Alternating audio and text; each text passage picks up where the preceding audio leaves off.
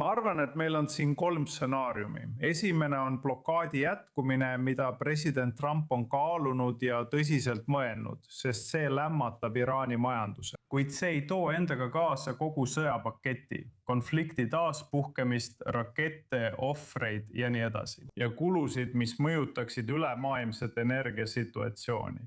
Nii et see on üks stsenaarium. Teine stsenaarium on mingisugune viimasel hetkel saavutatud diplomaatiline läbimurre.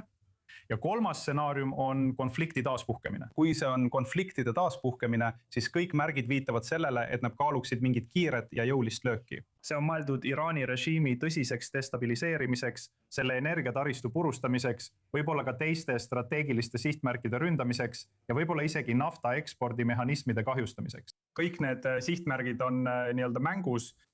Need on siis need 3 stsenaariumi. Ma ei usu, et meil oleks avalikus ruumis piisavalt teavet, et öelda, millises suunas see liigub. Ma ei usu, et president Trump on ise veel otsustanud. Me näeme, kuidas ta kaalub üht võimalust. Ta esitab ähvardusi, varjatud ähvardusi, mõnikord mitte nii varjatud ähvardusi. Ta ei taha jääda praegusesse olukorda. Ta ei taha lihtsalt blokaadiga jätkata, kuigi see teeb Iraani majandusele tõesti haiget. Ma arvan, et ta tahab midagi otsustavamat. Aga tead, Lähis-Idas on sageli vahe selle vahel, mida sa tahad ja selle vahel, mida sa saad. Nii et peame nägema, kuidas see välja kujuneb. Nojah, aga me ei kuule teda ka kasutamas kõiki neid ülivõrdeid, tead küll, ähvardamas siin tükkideks õhku lasta. Ta ei kasuta sellist kõnepruuki, mis intuitiivselt jätaks mulje, et ta tõesti püüab vältida midagi liiga suurt. Aga nagu sa ütlesid, kui ta selle otsuse teeks, võiks olla üsna äärmuslik, aga võib-olla mitte selline, nagu meil oli terve kuu jooksul. Ja. On üsna raske hinnata Trumpi tema avalduste põhjal, sest need avaldused on olnud väga erinevad. Aga täna saim siiski läbirääkimistest põgusa ülevaate, kui IRGC-ga seotud meedia avaldas 5 peamist nõudmist, mille USA esitas. Ja need 5 on ei mingit sõjakahjude hüvitamist, mis on Iraani peamine nõudmine, et Iraan annab üle kogu oma kõrgelt rikastatud uraani, et Iraanis oleks aktiivne ainult 1 tuumarajatis.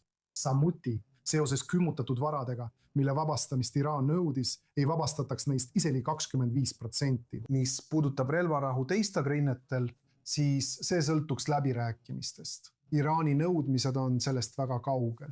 Seetõttu on väga raske näha, kuidas diplomaatia selle probleemi lahendab.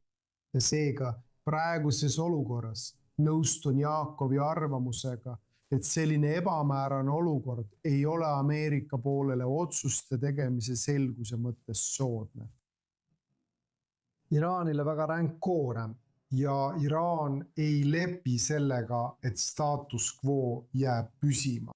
Ja samuti, kui Iraan liigub edasi oma plaanidega võtta täielik kontroll Hormuzi väina üle, võime näha samme, mis on mõeldud seda Iraani katset segada. Nii et lõppkokkuvõttes oleme praegu ootamise ja vaatamise faasis. Samal ajal kui Trumpi administratsioon püüab olukorda hinnata, eriti pärast Hiina visiiti. Sest kui keegi suudab iraanlasi survestada vähemalt mõnele neist nõudmistest nõustuma, siis on need hiinlased.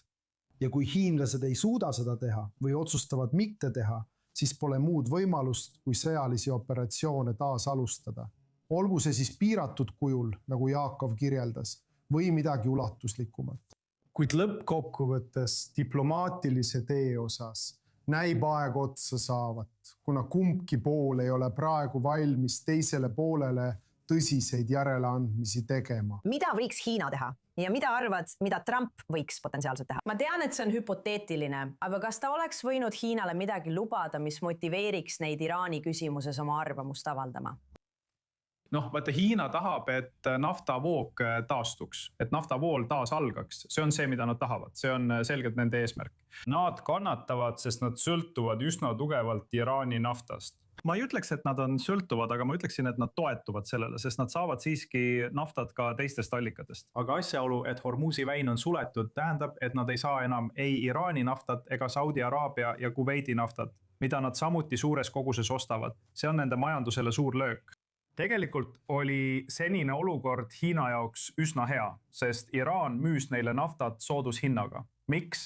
Sest see on sanktsioonide all olev nafta. nii et Hiina võttis riski seda naftat ostes ning nad arendasid välja terve varilaevastiku, et seda naftat osta, vahetada seda kolmandate osapoolte laevadel ja üritada oma jälgi varjata. Ja see kõik tähendas, et Hiina sai oma kasvava majanduse jaoks osta väga odavat Iraani naftat. Nüüd seda enam ei juhtu, nii et nad tahavad, et energiatarne jätkuks ja ma arvan, et nad tahavad ka USA-d Lähis-Idas õõnestada. Nii et need on tegelikult vastuolulised huvid. Ausalt öeldes ei tea ma, mida Hiina saaks praeguses etapis Ameerika Ühendriikidele pakkuda peale diplomaatilise surve avaldamise. Nad võivad lubada, et ei müü iraanlastele kaheotstarbelisi materjale, mida kasutatakse igasuguste relvade ehitamiseks ning lõpetada neile tahke raketikütuse müümise. Oleks tore, kui nad lõpetaksid selle tegemise ja mind ei üllataks, kui president Trump esitas selle nõudmise kinniste uste taga.